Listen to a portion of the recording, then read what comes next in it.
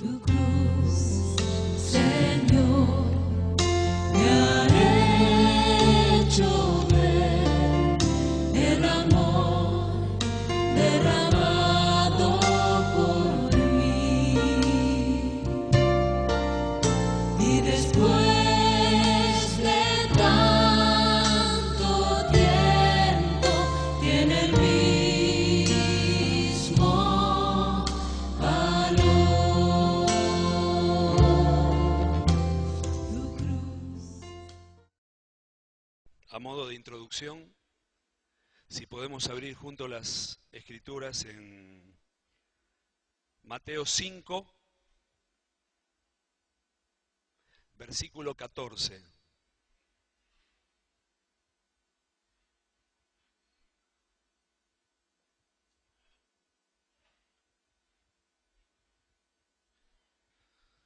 ¿Lo tienen? ¿Lo podemos leer juntos?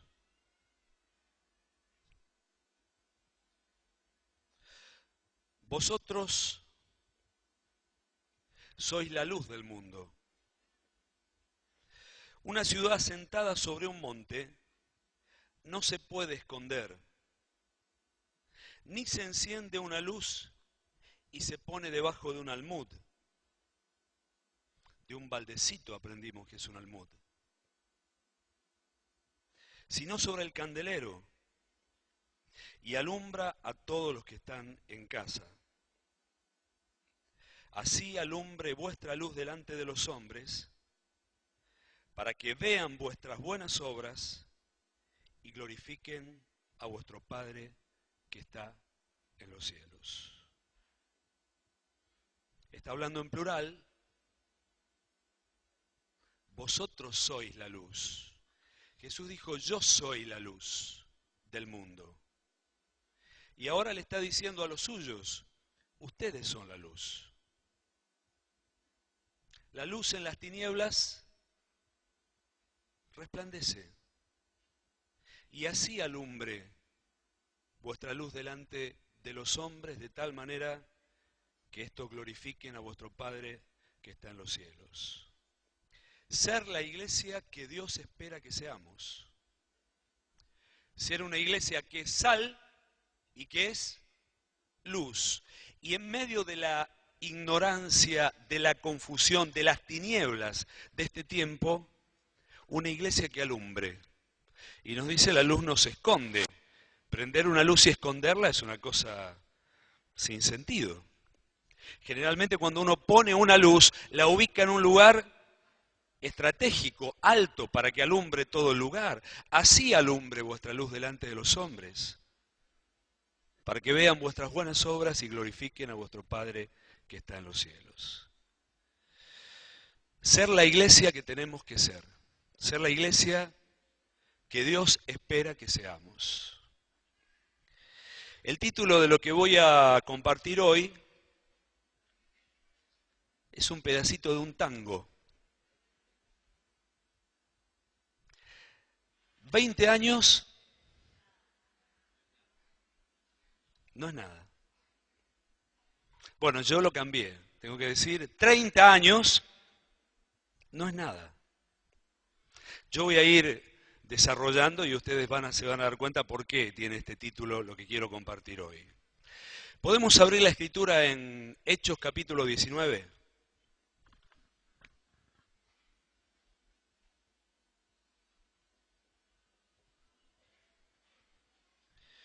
Lucas comienza el capítulo 18 relatando la salida de Pablo desde Atenas hacia Corinto y lo culmina con su salida de Corinto hacia Éfeso. Y comienza el capítulo 19 haciendo un relato muy hermoso y muy intenso de todo lo que pasó ahí en Éfeso. Alrededor del año 53. Yo voy a ir diciendo algunos años, me gustaría que ustedes presten atención, porque estamos hablando que 30 años no es nada. Así que vamos a arrancar en el año 53, cuando Pablo funda la iglesia de Éfeso. Capítulo 19, versículo 1. Aconteció que entre tanto que Apolos estaba en Corinto, Pablo, después de recorrer las regiones superiores, vino a Éfeso.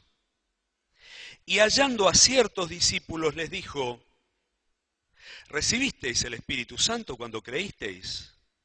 Y ellos le dijeron: ni siquiera hemos oído si hay Espíritu Santo. Entonces dijo: ¿en qué pues fuisteis bautizados? Y ellos dijeron: en el bautismo de Juan. Dijo Pablo: Juan bautizó con bautismo de arrepentimiento, diciendo al pueblo que creyese en aquel que vendría después de él, esto es, en Cristo Jesús. Cuando oyeron, fueron bautizados en el nombre del Señor Jesús. Y habiéndoles impuesto las manos, vino sobre ellos el Espíritu Santo, y hablaban en lengua y profetizaban. Versículo 7, eran por todos unos 12 hombres. Versículo 8, y entrando Pablo en la sinagoga, hablando con denuedo por espacio de 3 meses, discutiendo y persuadiendo acerca del reino de Dios, pero endureciéndose algunos y no creyendo, maldiciendo el camino delante de la multitud, se apartó Pablo de ellos y separó a los discípulos, discutiendo cada día en la escuela de uno llamado Tirano. Y así continuó por espacio de 2 años, de manera que todos los que habitaban en Asia, judíos y griegos, oyeron la palabra de Dios. Versículo 12. Del 10 saltamos al 12. De tal manera el ambiente que había ahí, llevaban a los enfermos los paños o delantales de su cuerpo, y las enfermedades se iban de ellos y los espíritus malos salían. Y hacía Dios milagros extraordinarios por mano de Pablo, y muchos de los que habían creído venían confesando y dando cuenta de sus hechos. Asimismo, muchos de los que habían practicado la magia trajeron los libros y los quemaron delante de todos, y hecha la cuenta de su precio, hallaron que eran 50.000 piezas de plata. Y así crecía y prevalecía poderosamente la palabra del Señor. Así crecía y prevalecía poderosamente la palabra del Señor. ¡Qué comienzo! ¡Ay, ay, ay! ¡Qué comienzo en Éfeso! Él llega a encuentro 12 hombres bien arrepentidos. Los bautiza, son llenos del Espíritu Santo y enseguida hablan en lengua y profetizan. Lo siguen a Pablo, lo acompañan mientras él debatía hasta que se tienen que meter en una casa escuela, la casa de Tirano, y allí dale y dale por 2 años, él y estos 12 hombres y los que se iban sumando, generaron un movimiento de evangelismo regional, nos enseñó Jorge, que fue un centro misionero regional.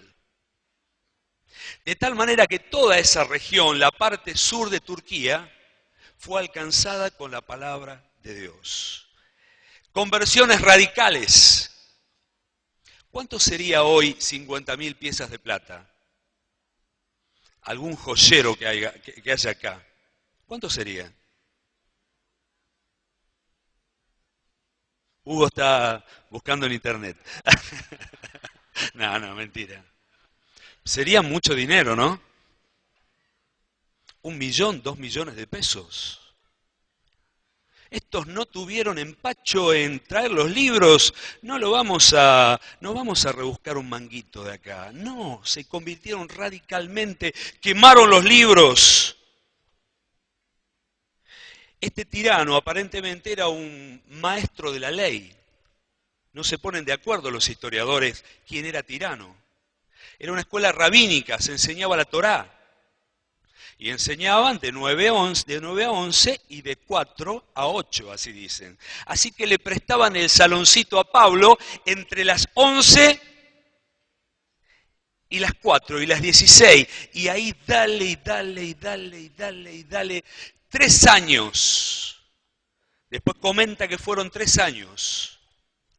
con altísima perseverancia e intensidad, Pablo enseñó la palabra y desde ahí salieron a la región, de tal manera que evangelizaron todo ese pedazo de Asia Menor, el sur de Turquía. Y ahí se plantaron las 7 iglesias que después encontramos que Juan les envía las 7 cartas.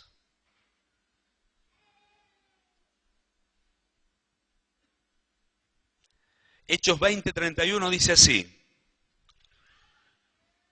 velad, por tanto, acordándoos que por 3 años, de noche y de día, no he cesado de amonestar con lágrimas a cada uno. 3 años. Con un hombre que funcionaba con este alto nivel de intensidad, con un corazón ardiente, encendido, cuidando a los discípulos, fundamentando la iglesia. Después de esos años, siguió su recorrido misionero. Y en el año 57, vamos tomando nota, podemos abrir ahora en Hechos 20:17.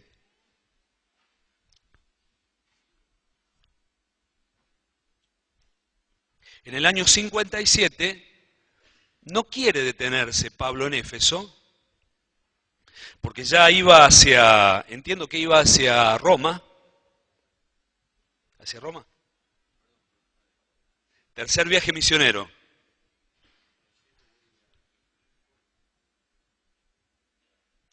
Hacia Jerusalén, dice Hugo, está bien. Este lugar llamado Mileto, ¿estamos en Hechos 20? Está a unos 60 kilómetros de Éfeso. Para no meterse en la ciudad, los hace venir. Y allí charla con estos presbíteros, pastores que habían quedado a cargo de la iglesia. Hechos 20:17, fíjense. Enviando pues desde Mileto a Éfeso, hizo llamar a los ancianos de la iglesia. Y ahora he aquí, dice Pablo, ninguno de vosotros entre quienes he pasado predicando el reino de Dios verá más mi rostro.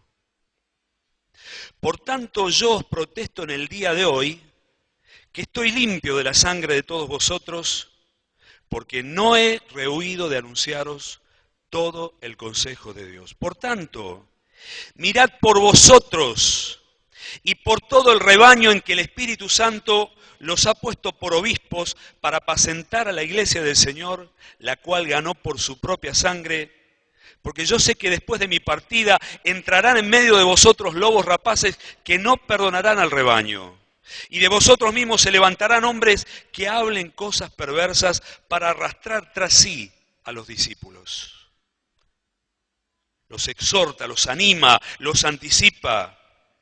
Y en el versículo 37 lo encontramos a Pablo y a este grupo abrazándose con mucho amor, llorando en una despedida muy intensa. Hubo gran llanto de todos y echándose al cuello de Pablo le besaban. 53, se fundó la iglesia. 57, 4 años luego, llama a los ancianos y les dice: yo aquí no voy a volver. Los anima, los exhorta, le pide cuidado y sigue su viaje misionero. La carta a los Efesios se dice, se cree, las fechas no son exactas, que se escribió alrededor del año 60-61, 53, 57 y ahora saltamos al 61 cuando Pablo escribe esta carta. No tiene que hacer grandes correcciones Pablo. Al contrario, se dedica a fundamentarlos y a comunicarles toda la revelación que él había recibido acerca de la riqueza de la gloria de su herencia en los santos. Parece que las cosas estaban funcionando bien y en el versículo 15 del capítulo 1, Pablo dice así: por esta causa también yo, habiendo oído de vuestra fe en el Señor Jesús y de vuestro amor para con todos los santos. La noticia que le llegaba a Pablo de Éfeso es que era una iglesia de fe ferviente. y una iglesia de mucho amor hacia todos los santos. Había algunos judíos ahí que se sentían ciudadanos de primera categoría y lo miraban a los gentiles por arriba del hombro. Y él le dice, no, ustedes no son extranjeros ni colados, ni advenedizos, sino conciudadanos de los santos y miembros de la familia de Dios, edificados sobre el fundamento de los apóstoles y profetas. Enseña, ordena la vida de la iglesia, pero no vemos grandes problemas que el apóstol aquí tiene que resolver.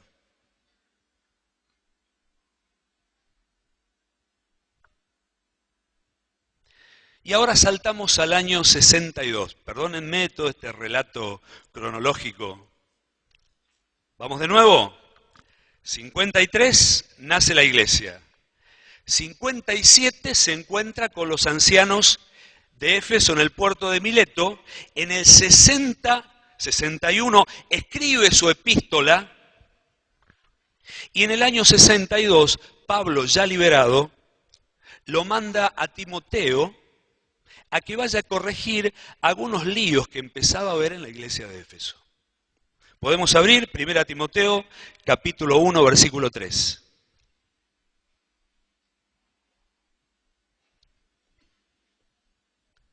Como te rogué que te quedases en Éfeso, cuando fui a Macedonia, para que mandases a alguno que no enseñen diferente doctrina, ni presten atención a fábulas y genealogías interminables que acarrean disputa, más bien que edificación de Dios que es por la fe.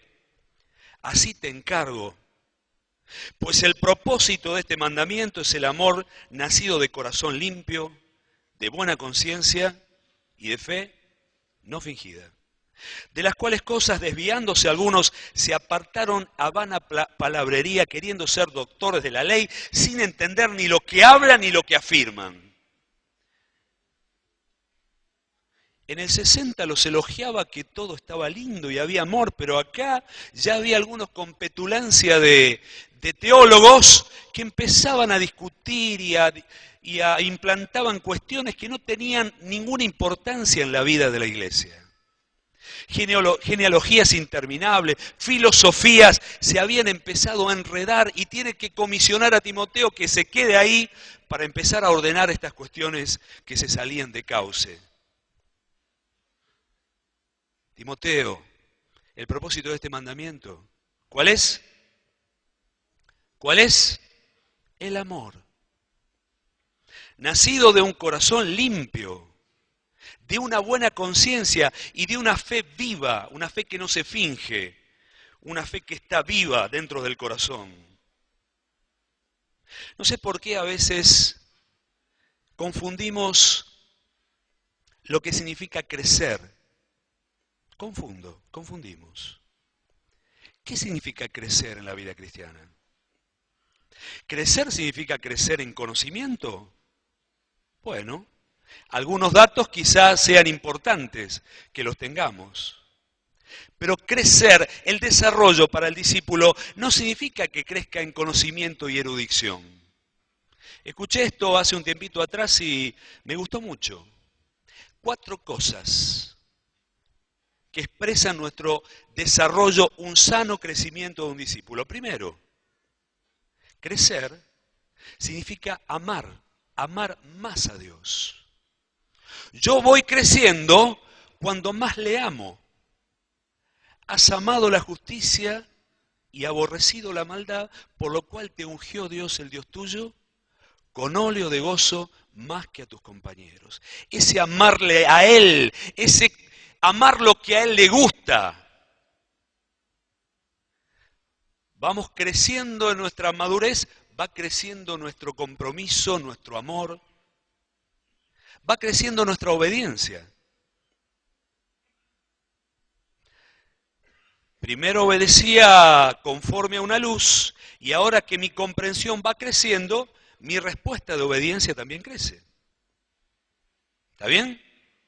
Este tema de conocer más y obedecer menos, una cosa rara eso. Vamos a los seminarios, nos llenamos, leemos libros, nos llenamos la cabeza de un montón de cosas, pero en lugar de obedecer más, obedecemos menos. Eso no es crecimiento, no es desarrollo. Crecer también es crecer en el conocimiento de Dios, de la persona de Dios. Esta es la vida eterna, que te conozcan a ti, al único Dios verdadero y a Jesucristo a quien has enviado.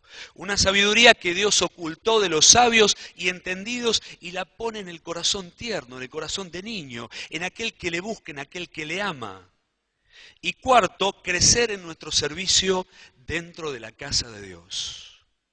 Crece nuestra comprensión de qué significa edificar la iglesia, cuidar a los discípulos, consolidar a los nuevos, predicar el evangelio, orar, actuar en medio de todas estas sencillas tareas que Dios nos ha delegado para participar en la edificación de su casa. Estos muchachos se habían enredado en filosofías, genealogías, cosas de la ley. Timoteo, que se dejen de tontear. Perdieron el rumbo. El propósito del mandamiento es el amor nacido de un corazón puro, de una conciencia limpia y buena, y una fe viva, una fe no fingida. Bueno, ahí paramos en el año 62 con la iglesia de Éfeso. Dentro de la región de Asia, cuando les puedo confesar algo, cuando venía para acá digo, me voy a enredar. Porque empiezo a hablar de lugares, de datos, y me pierdo un poco yo y no quiero que se pierdan ustedes. Haría falta un mapa, dice Hugo. A Hugo le gustan los mapas. ¿En las notas vieron que siempre hay mapas? Bueno, los pone Hugo. Bueno, junto con la iglesia de Éfeso, y desde ahí, desde la casa de Tirano, se fundaron muchas iglesias. En Asia se fundó Colosas. Lo que hoy tenemos de la epístola a los colosenses tiene que ver con esta congregación que había nacido en Colosas. Colosas está más o menos a unos 150 kilómetros de Éfeso. A ver, ahí pusieron los muchachos un compás de 150 kilómetros y empezaron a salir en una acción regional. Y al lado de Colosas, a 15 kilómetros, hay una pequeña localidad que se llamaba Laodicea. 15 kilómetros. ¿Qué tenemos de Rosario 15 kilómetros? Funes, cerquita, ¿no? Estaba Colosas, estaba Laodicea. No se sabe quién fundó Colosas, no fue Pablo. Ellos no habían visto nunca su rostro, no le conocían. Algunos creen que un tal Epafrodito, que era uno de los colosenses, la había fundado, había ido a su ciudad natal y había plantado la semilla del evangelio y se desarrolló una iglesia y luego desde ahí nació la iglesia de Laodicea. Ahí, mientras él estaba en cautiverio y les escribe en el año 60 a los de Éfeso, sale una carta a los colosenses y sale una carta a los laodicenses. La carta de la Odisea, ¿ustedes la encontraron en la Biblia? No está. Se perdió. Dice Pablo, fíjense en Colosenses 4:15.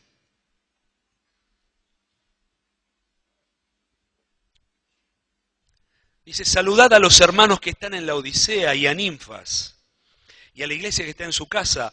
Cuando esta carta, Colosenses, sea leída por vosotros, haced también que se lea en la iglesia de los laodicenses y que la de los laodicenses la lean también vosotros.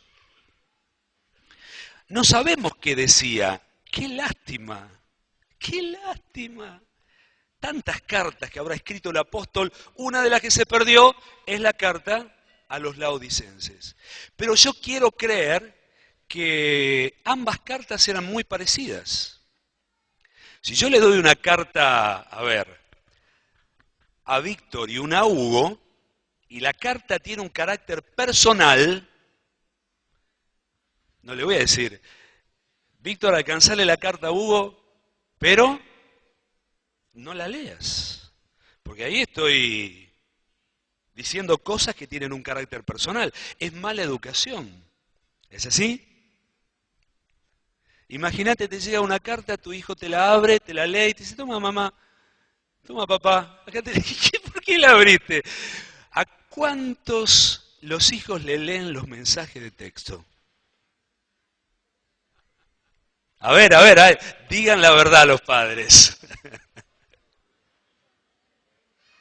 Bueno, son cosas personales. ¿Por qué tenés que estar mirando lo que no es tuyo? Bueno, acá no era personal. Se comparten las cartas, entonces queremos creer que la congregación de una iglesia que había nacido prácticamente en el mismo momento tendría una problemática muy parecida una con la otra. La Odisea con Colosenses.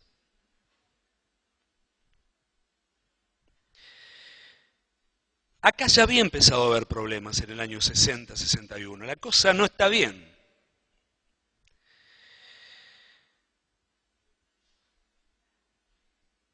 Me impacta cuando leo estos escritos apostólicos el fuerte fervor en el corazón de Pablo. Me impacta. Está hablando a una iglesia que él no conocía, pero estaba bajo su autoridad apostólica. Y sabía que algunas cuestiones no estaban andando bien. Pero la energía ferviente del espíritu de este santo varón, donde él apuntaba que los colosenses fueran los que tenían que ser, más allá que la cosa no estaba bien. Colosenses 1:24, fíjense. Ahora me gozo por lo que padezco por vosotros. Y cumplo en mi carne lo que falta de las aflicciones de Cristo por su cuerpo, que es la iglesia, de la cual yo fui hecho ministro según la administración de Dios que me fue dada para con vosotros, para que anuncie cumplidamente la palabra de Dios.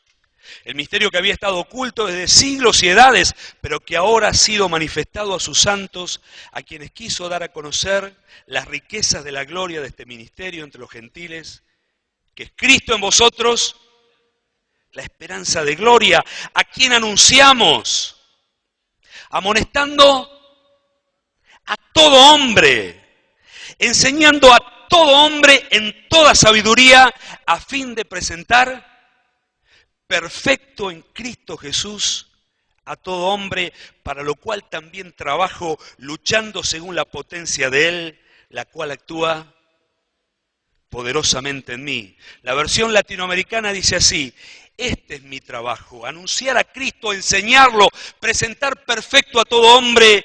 Este es mi trabajo al que me entrego con la energía que viene de Cristo y que obra poderosamente en mí. Un idealista infatigable. Pero Pablo, ¿vos no te diste cuenta cómo es la gente? ¿Todavía no te diste cuenta? No seas iluso, hermano. Perfecto en Cristo Jesús a todo hombre. Encima hay unos líos ahí adentro. Se habían levantado unos que profesaban el gnosticismo. Eran místicos y tenían una revelación especial. Dice que veían cosas de ángeles. Toda una mezcla. Y después estaban los judaizantes ahí que decían: no toques, no guste, no hagas. No sirve esto, no tiene valor alguno contra los apetitos de la carne. Y tiene que corregir con mucha energía y decisión. ¿No te diste cuenta de lo que está pasando en la iglesia, Pablo? No seas iluso. Presentar perfecto en Cristo Jesús a todo hombre. ¿Con qué ideales trabajaba este hombre? ¿Con qué estándares trabajaba? Con los estándares de Dios, no los nuestros. Tenemos un problema, hermanos, con la resignación. Cuidado. Y bueno, yo quería que los hermanos fueran todos santos, pero ya me di cuenta que... Y bueno, vamos haciendo alguna cosita, cuidamos un discipulito por allá, a este lo cuidamos que se mantenga, más o menos que esté, vamos haciendo alguna... ¿Pablo hacía así? El corazón de un apóstol que ardía con un ideal. Alguien podría preguntar cuando se murió Pablo, che, Pablo, ¿logró presentar perfecto en Cristo Jesús a todo hombre? ¿Qué les parece? ¿Logró o no logró? Vamos, seamos realistas. ¿Logró o no logró? La verdad que no lo logró. Algunos sí, otros no. Todo hombre perfecto en Cristo Jesús no lo logró. Pero él no sabía trabajar de otra forma.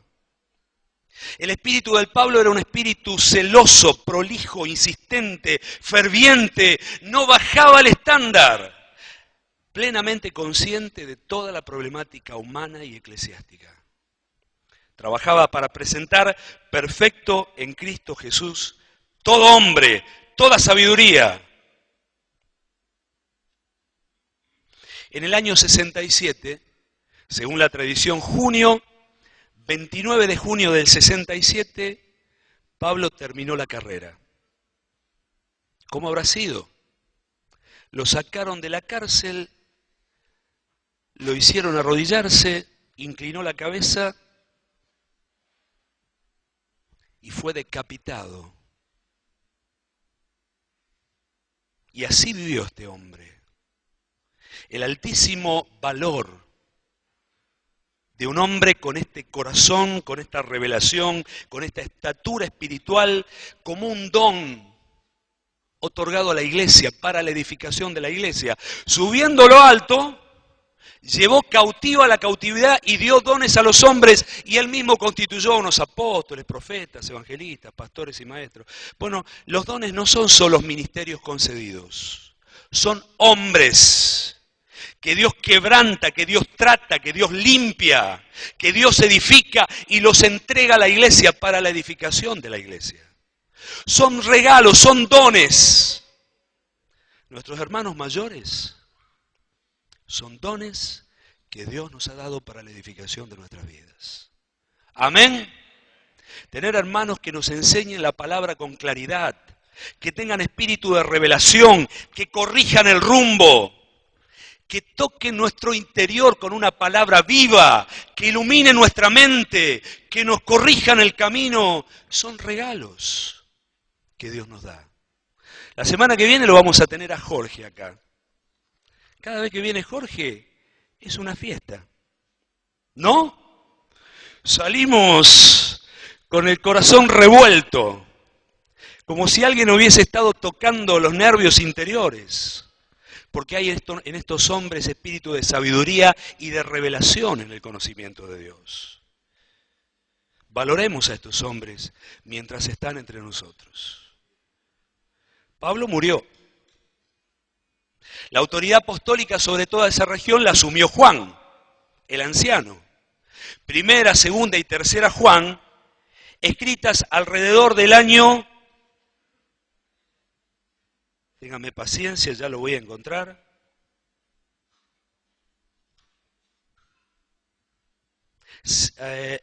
No es ese. Alrededor del año 70. A ver, vamos de nuevo. 53, nacimiento de Éfeso y de Colosas. 57 con los ancianos en el puerto de Mileto. En el 60 les escribe Efesios, en el 62 segunda Timoteo, en el 67 muere Pablo y queda todas estas iglesias bajo el cuidado apostólico del apóstol Juan. Él ahí escribe primera, segunda y tercera Juan. Se cree que fueron a las congregaciones de esta región estas epístolas.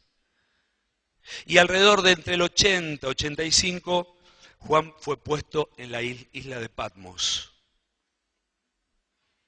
A 80 kilómetros de la tierra, una pequeña isla donde Juan fue encarcelado,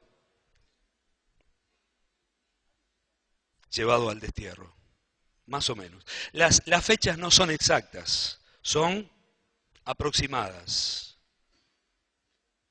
Bueno, paramos en el año 60, en el año 70.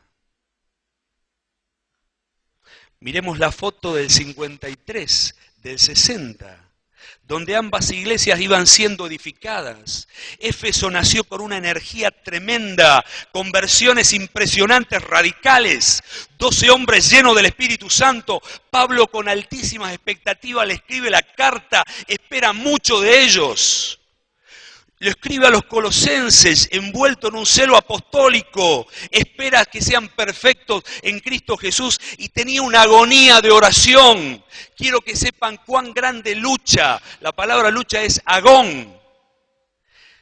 Preso, no se podía mover, pero su motor interior no estaba parado. Él intercedía y escribía hasta que sean unidos vuestros corazones en amor y alcancen las riquezas de pleno entendimiento, a fin de conocer el misterio del Padre y de Cristo. En el año 60, Pablo le escribe a Éfeso y le escribe a la Odisea.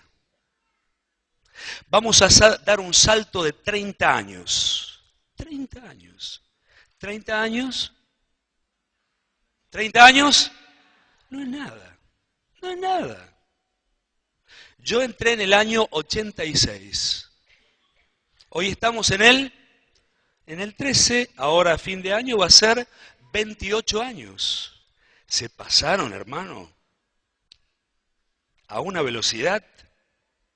Aquí soy parte de esta congregación, me recibieron, me amaron, me cuidaron, me corrigieron, me retaron, me cuidaron y aquí fueron transcurriendo los años y pasaron 30 años, no es nada. Ahora salen 7 cartas desde la isla de Patmos. 7 cartas. A esa región de Asia Menor. Vamos a poner el foco sobre la primera carta y sobre la última carta.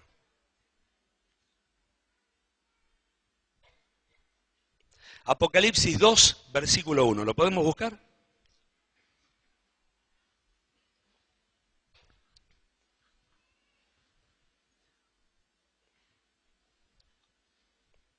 Comienzo a leer. Escribe al ángel de la iglesia en Éfeso. Jesús está dictándole a Juan. Escribe al ángel de la iglesia en Éfeso. El que tiene las 7 estrellas en su mano, el que anda en medio de los candeleros de oro, dice esto: yo conozco tus obras, tu arduo trabajo y paciencia, y que no puedes soportar a los malos, y has probado a los que dicen ser apóstoles y no lo son, y los has hallado mentirosos, y has sufrido, y has tenido paciencia, y has trabajado arduamente por amor de mi nombre, y no has desmayado. Hasta aquí todo bien. Pero tengo contra ti que has dejado tu primer amor. Recuerda, por tanto, de dónde has caído y arrepiéntete y haz las primeras obras, pues si no, vendré pronto a ti y quitaré tu candelero de su lugar si no te hubieres arrepentido. Les confieso, hermanos, les confieso, cuando estaba leyendo todas estas cosas y me di cuenta, veo 2 fotos. Veo la fotografía de la iglesia de Éfeso en el año 60 y ahora veo otra fotografía por un relato bíblico en el año 90. Y hay una incongruencia entre ambas. Veo una iglesia pujante, halagada del año 60 por Jesús, porque qué bárbaro, yo escuché de vuestra fe en el Señor Jesús y de vuestro amor para con todos los santos, pero ahora Juan, que conoce bien la iglesia, que está bajo su mirada apostólica, está diciendo, todo lindo, aguantaste bien, sufriste la tribulación, pudiste discernir el error, señalaste a los falsos apóstoles, pero, se te apagó el amor. Pablo, decile a los de Éfeso, Timoteo, decile a los de Éfeso que el propósito del mandamiento es el amor nacido de corazón puro de buena conciencia y de fe no fingida. Me impresiona que este anciano, este pastor, ahora vamos a ver por qué ángel, podía discernir el error en otros, pero no se podía discernir a sí mismo. ¿Cómo es la naturaleza humana, hermanos? ¿No? Qué fácil diagnosticamos a los demás, pero estoy ciego para ver mi propia condición. Puede discernir a los que dicen ser apóstoles y no lo son, y los halló mentirosos, pero no se da cuenta que él mismo y la iglesia detrás están en un estado de peligrosidad. Se te apagó el amor.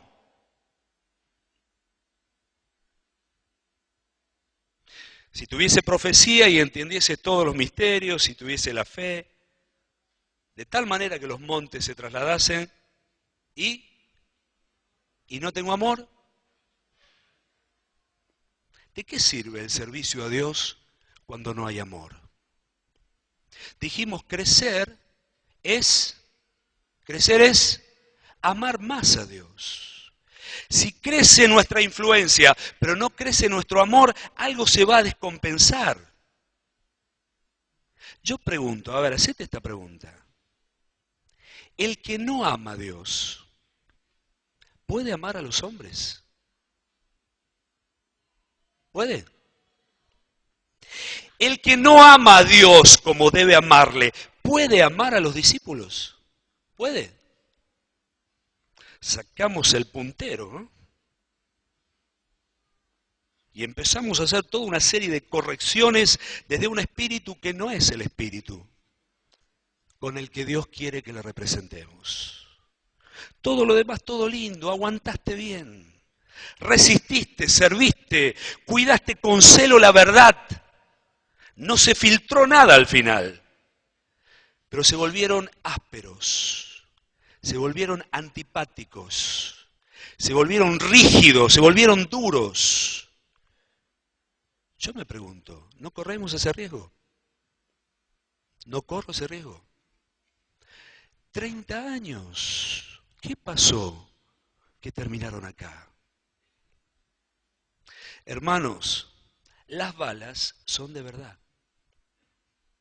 No son de fogueo. Estamos en medio de una batalla donde todo lo que está en juego es mucho. La luz que hemos recibido, la vida espiritual que puso en nosotros, esta vocación de amarle y servirle. Y cuando menos te descuidas, es necesario que con más diligencia atendamos a las cosas que hemos escuchado, no sea que nos deslicemos. Y acá hubo un desliz de 30 años y la iglesia está en un estado de gravedad. Y el Señor les está pidiendo una acción ejecutiva rápida, porque si no, te vas a quedar en tinieblas. Es feo estar en la oscuridad, hermanos, ¿eh? Yo en mi casa dejo una lucecita chiquitita prendida a la noche, porque he tenido algunos accidentes, ¿no? Uno se levanta y va pasito, la pared te pega. Te levantás descalzo y le das una patadita con el dedo chiquitito a la silla que está al lado de la cama. Que está en tiniebla, no sabe dónde va. Te quedás sin rumbo, sin dirección, sin certeza, palpando. Bueno, te vas a quedar en tinieblas. Mirá de dónde has caído, arrepiéntete, haz las primeras obras. Las primeras obras son aquellas que produce el amor. ¿No? Cuando vino esta conciencia del amor de Dios, uno predicaba por amor, mucho más que por responsabilidad. También lo tenemos que hacer por responsabilidad. Pero había una alegría, una fe, un deseo de comunicar algo que vibraba dentro nuestro. Se les apagó el amor. Y están pronto a que el candelero finalmente sea quitado. Termina mal la historia, perdónenme. Voy a tratar al final de darle un giro positivo a esto. Pero termina mal. No escucharon la admonición, no escucharon la amonestación correctiva. La iglesia murió y junto con la iglesia murió la ciudad. Hoy Éfeso son solo ruinas. Si vos vas a Turquía y querés ir a Éfeso, ¿sabés lo que vas a encontrar? Ruinas, piedras, nada más.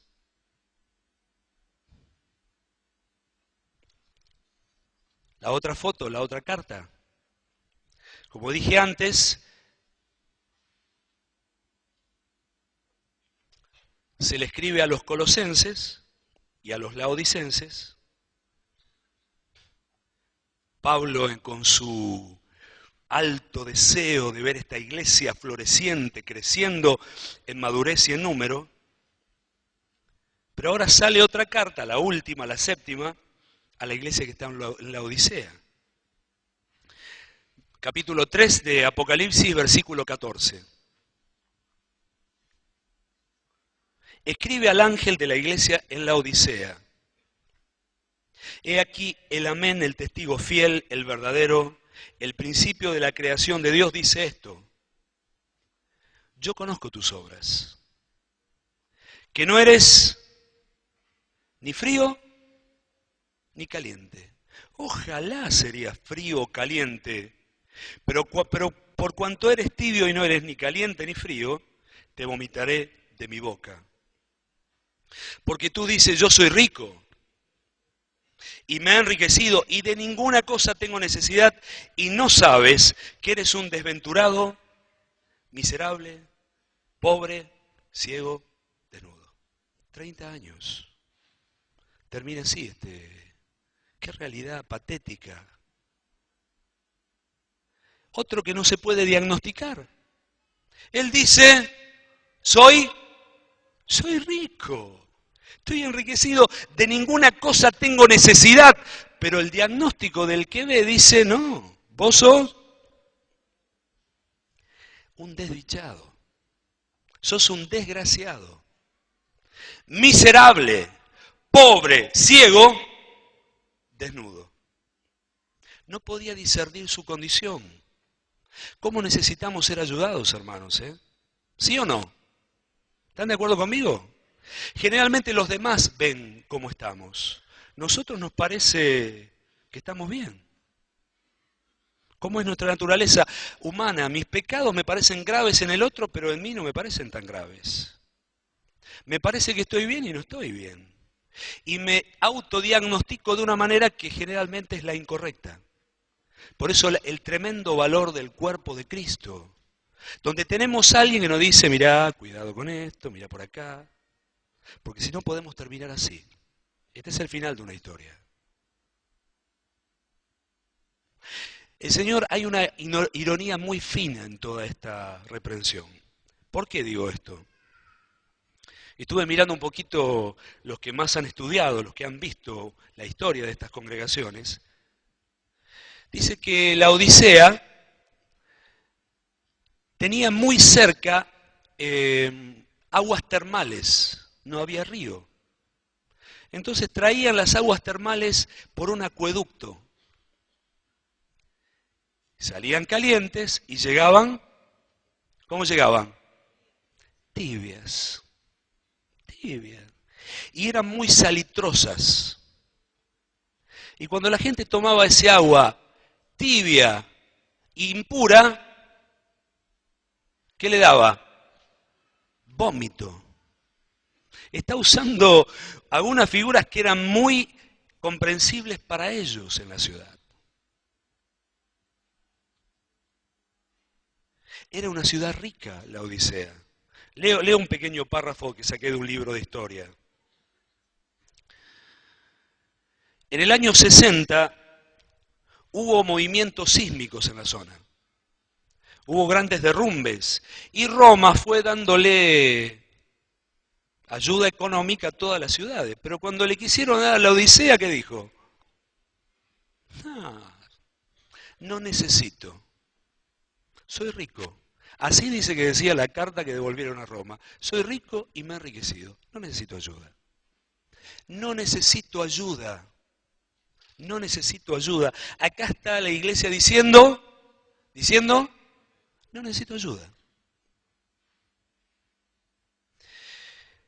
Había en ese lugar, era un centro financiero muy importante la Odisea. Uno de los recursos eran las operaciones bancarias que habían hecho de la ciudad un centro financiero de primer orden y que reportaba grandes beneficios. Soy rico, no me falta nada. En segundo lugar, había una industria de tejidos, especialmente notables por los hilados de lana fina y negra, y también había confección de alfombras, famosas por su calidad.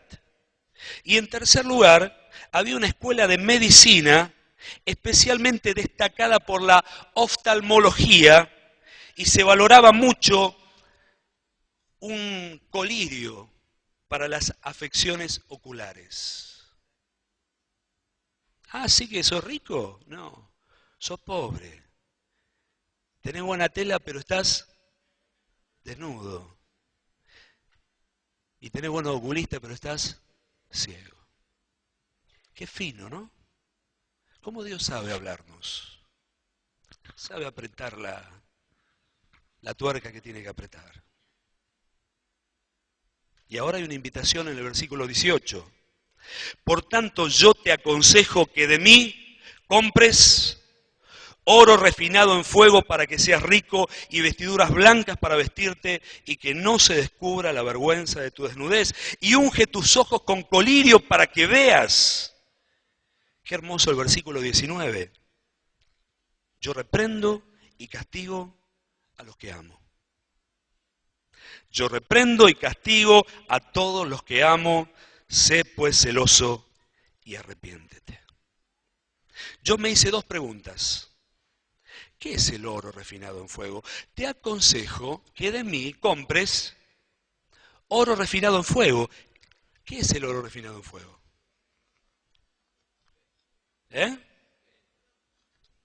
La fe. En el aspecto material es el oro de más quilataje, se dice.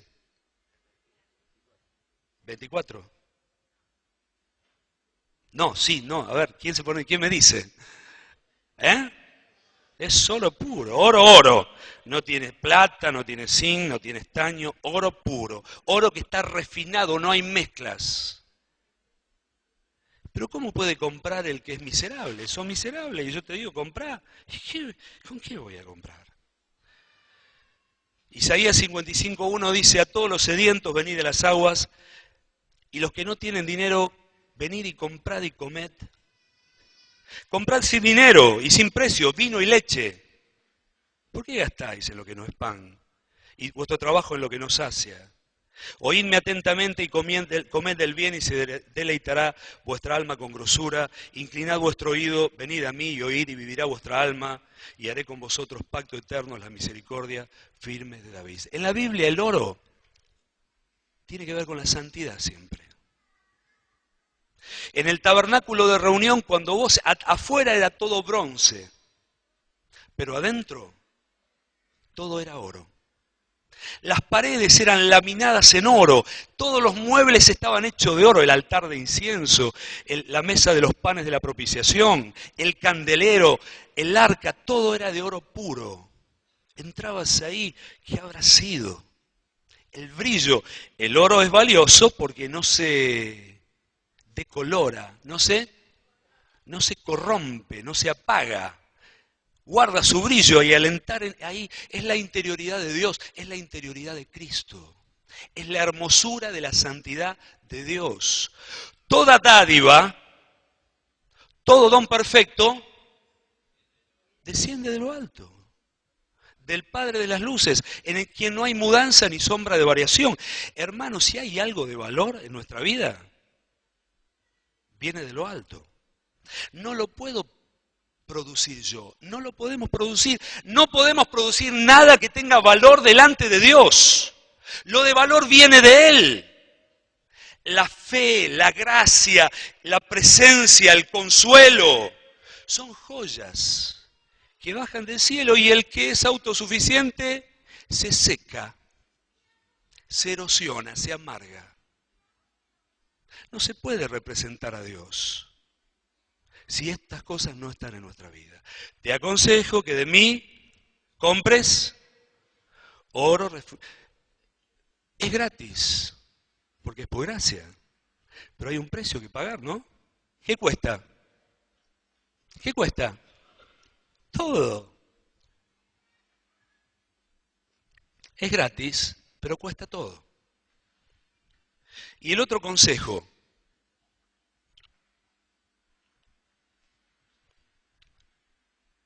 Y vestiduras, como dice, versículo 18.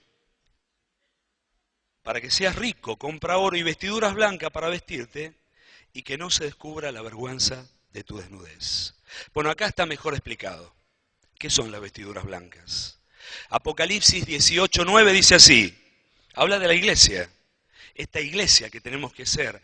A ella se le ha concedido que se vista de lino fino, limpio, resplandeciente, porque el lino fino es las acciones justas de los santos. ¿Sabes cuál es tu vestidura? ¿Sabes lo que te va a dignificar, lo que te va a dar espacio para celebrar en el cielo? Una vida santa, justa y recta. No había. Ustedes saben que cuando hay tibieza, hay relaje espiritual y hay relaje moral. El que está encendido con el primer amor no quiere tocar nada, va en bicicleta y para en los semáforos en rojo. Yo cuando me convertí andaba en bicicleta y yo no quiero agraviar ni la ley de Dios, ni la ley de los hombres. David Vives me enseñó eso. Él no se acuerda, pero íbamos juntos en bicicleta y me hacía parar en los semáforos. Porque había que claro, hay un temor de Dios que nos mantiene viviendo en rectitud. Pero cuando viene la tibieza empieza la permisividad y el guiño de ojo y empezamos a tolerar conductas que no están aprobadas por el cielo. Está desnudo, apurate. ¿Cuántos soñaron? Esto me gusta. ¿Cuántos soñaron que andaban desnudos por la calle?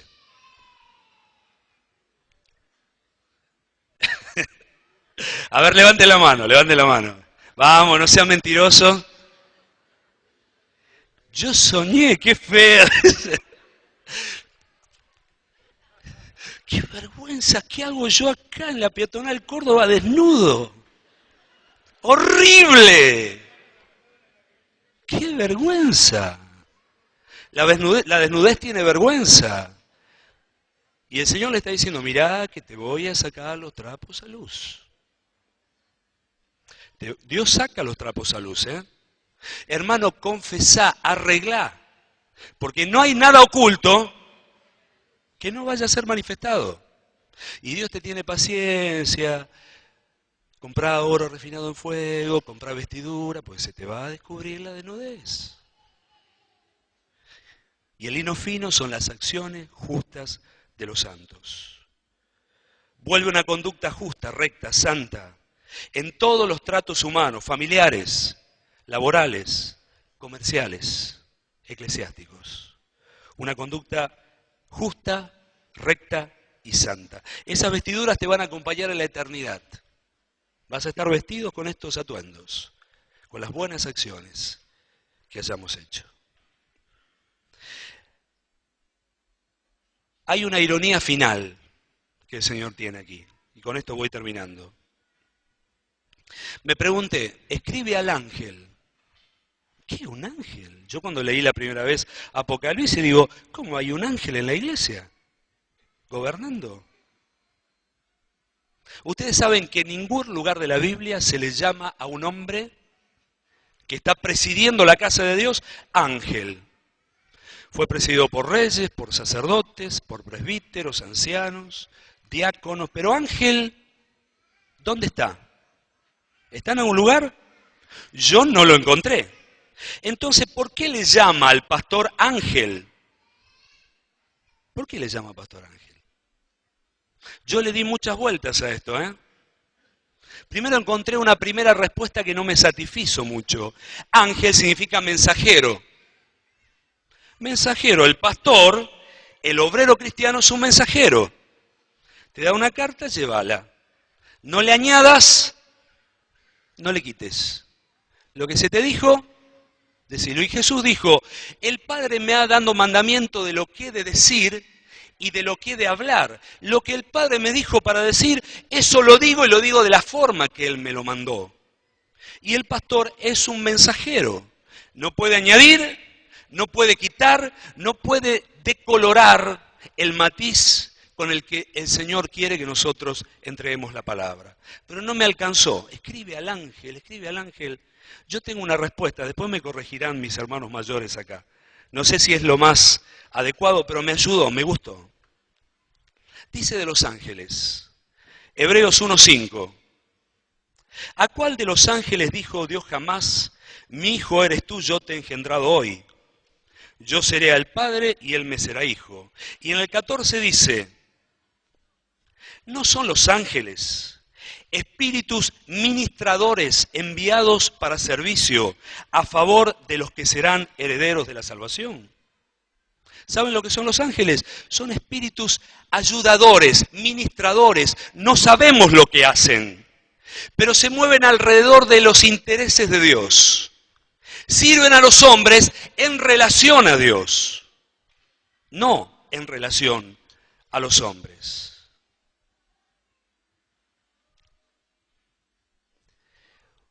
Un obrero cristiano, ¿no es un espíritu ministrador en la casa de Dios? Pregunto. Acá la tenemos a Gloria, a Turi, a Mario, a cada hermano. No somos espíritus, espíritu con cuerpo. Pero estamos cumpliendo una tarea parecida a la que cumplen los ángeles. Estamos sirviendo a los intereses de Dios. Los ángeles le miran. Los ángeles le ven. Los ángeles ven el rostro de Dios, le conocen, le aman y celan hacer aquello que Dios quiere. ¿Saben lo que son los serafines? Serafín, entre otras definiciones, significa llama de fuego, rayo encendido. Y dicen los que estudiaron el tema que son una especie de ejecutores fervientes de las órdenes de Dios. Se mueven como actuando, sirviendo, ejecutando. Ojalá pudiéramos saber todos los que hacen en nuestro favor. Y a este se le llama un ángel. Quizá hay un dejo de ironía aquí también. Este hombre dejó de ver el rostro de Dios. O estos hombres del presbiterio de Éfeso y de la Odisea. Dejaron de amarle, conocerle, adorarle. Será por eso que Jesús dice, al Señor tu Dios adorarás y a Él servirás. Porque los ángeles le adoran y le sirven y están revestidos de una dignidad. Cuando nosotros no acometemos la edificación de la casa de Dios así, corremos el riesgo de secularizar, de manosear el ministerio. El ministerio se puede transformar, nuestro servicio se puede transformar en algo que está secularizado, que está teñido de un color que no tiene que tener. Estos dos hombres, ¿qué ángeles? ¿Qué ángeles? Perdieron la dimensión celestial de su ministerio. Hombres que perdieron la dimensión espiritual del servicio que les fue otorgado por Dios.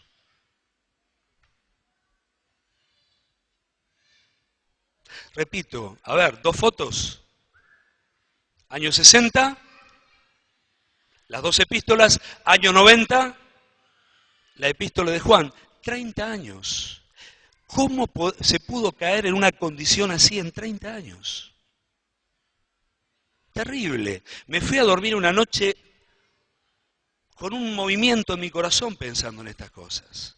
Porque 30 años no es nada, pasan rápido. Las balas son de verdad. Las dificultades, los peligros, son de verdad. ¿Por qué digo esto? Hay un llamado a la responsabilidad que Dios nos hace, hermanos. Al cuidado, a velar por nuestras vidas, a velar por la vida de los que estamos cuidando, a velar por la vida de nosotros como pueblo, como congregación. Un llamado diligente a cuidar el primer amor. Si lo tenés, cuídalo. No lo pierdas, no lo descuides, que no se apague. Si no lo tenés, es momento de hacer ajustes y recuperarlo. Un llamado a la perseverancia en cuanto a nuestra dependencia de Dios. Lo bueno viene de Él, no lo produzco yo. Y esto me obliga a vivir en un constante estado de dependencia de Dios, del Espíritu Santo. Y el último punto, un llamado a vivir rectamente.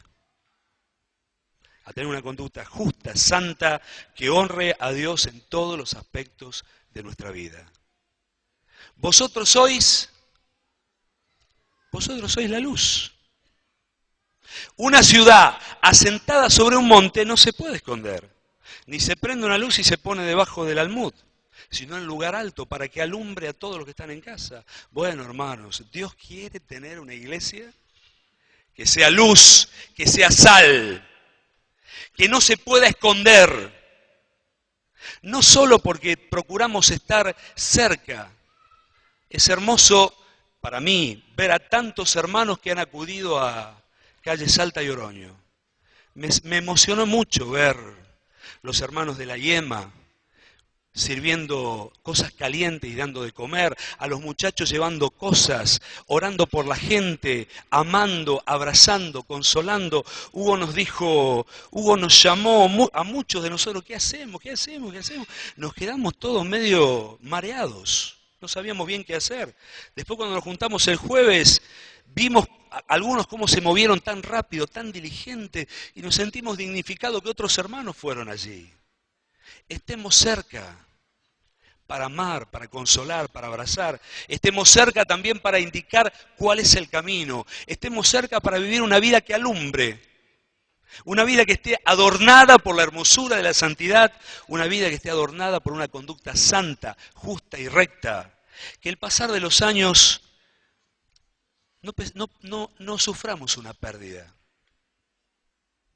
También me nace pedirles que oremos por nuestros mayores, por nuestras autoridades, por los pastores. Porque los peligros siempre son muchos. Las dificultades para que el camino por el que caminamos sea el camino correcto, el recto, siempre son muchos. Necesitamos la oración de los hermanos. Necesitamos orar por aquellos a quien Dios puso para que nos presidan. Amén, hermanos. Seamos la iglesia que tenemos que ser. Amén. Ponemos de pie.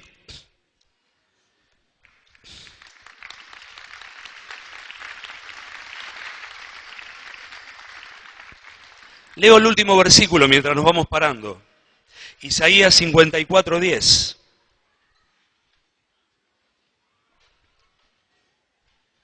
Dice, los montes se moverán y los collados temblarán, pero no se apartará de ti mi misericordia, ni el pacto de mi paz se quebrará, dijo Jehová, el que tiene misericordia de ti. Pobrecita, fatigada con tempestad, sin consuelo.